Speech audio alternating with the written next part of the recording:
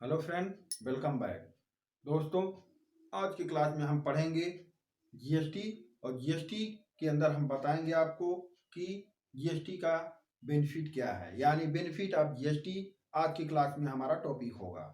सबसे पहले दोस्तों, जीएसटी क्या है इसके बारे में हमने आपको पिछले क्लास में बताया था कि बहुत सारे टैक्स को ख़त्म करने के लिए ख़त्म करने के लिए एक नया टैक्स लाया गया जिसको हम जीएसटी कहते हैं। ठीक, और इसके बारे में हमने पिछले क्लास में विस्तृत पूर्वक आपको बताया था। आज हम जानेंगे कि इस जीएसटी का क्या बेनिफिट होता है, यानी आप जीएसटी का रजिस्ट्रेशन कराते हैं तो उससे आपको क्या बेनिफिट होगा, इसके बारे में आज की क्लास में हम बताएंगे। सबसे पहले दोस्तों देखते हैं बेनिफिट ऑफ गुड्स, यानी गुड्स का जीएसटी रजिस्ट्रेशन का, या कहें कि जीएसटी आप रजिस्ट्रेशन करा लेते हो तो उसका क्या बेनिफिट आपको मिलता है। सबसे पहले the GST avoid the tax cascading effect. इसका मतलब ये होता है कि इस टैक्स से हमें बहुत सारे टैक्स से छुटकारा मिल जाता है। यानी जीएसटी जो है बहुत सारे जो टैक्स हैं जैसे वैट, एक्साइज ड्यूटी और सर्विस टैक्स जो पहले होता था उससे आपको छुटकारा दिलाता है, और केवल एक जीएसटी लगेगा और उसी का आपको पेमेंट करना होगा। यानी बहुत सारे टैक्सों से छुटकारा दिलाता है आपको जीएसटी। यानी जीएसटी क्या है, पहला पॉइंट ये है कि the GST avoid the tax cascading effect, यानी बहुत सारे टैक्सों के बदले में एक टैक्स आपको पेमेंट करना होगा। दूसरा है point small business composition scheme, यानी स्मॉल बिजनेस कंपोजिशन स्कीम में ये बताया जाता है कि जीएसटी दो तरह से होता है, एक कंपोजिशन सेम, एक होता है रेगुलर।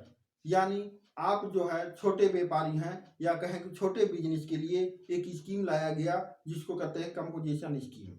इसके तहत एक फिक्स रेट से टैक्स देना होता है जो बहुत कम अमाउंट होता है, यानी कम रेट होता है। जैसे कि जीएसटी जो है रेट अधिक होता है, लेकिन इनके लिए एक फिक्स रेट डिफाइन किया गया है जिसका रेट बहुत कम होता है जो इस सेम्स के अंतर्गत रजिस्ट्रेशन लेते हैं।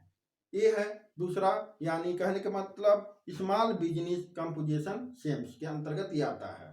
ये छोटे बिजनेसमैन को, यानी कि छोटे बिजनेस को बढ़ावा देने के लिए इस स्कीम का शुरुआत किया गया था।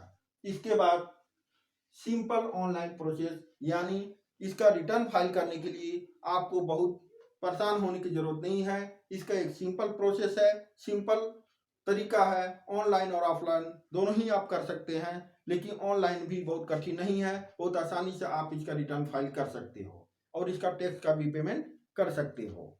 इसके बाद चौथा आता है the compliance rate is lower. दोस्तों पहले जीएसटी था, सर्विस टैक्स था, वैट था और एक्साइज ड्यूटी था, जिसके लिए बहुत सारे कंप्लायंस आपको करने पड़ते थे। उसके बदले में एक जीएसटी होगी और एक कंप्लायंस आपको करना होगा।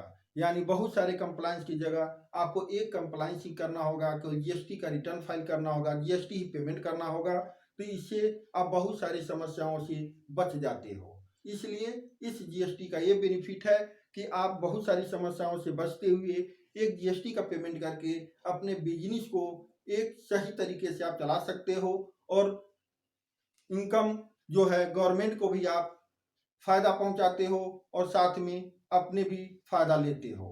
ये है जीएसटी का, यानी कि कंप्लायंस रेट इज लोअर। इसका मतलब यही था कि आपको कम से कम समस्या हो, कम से कम कंप्लायंस करना हो।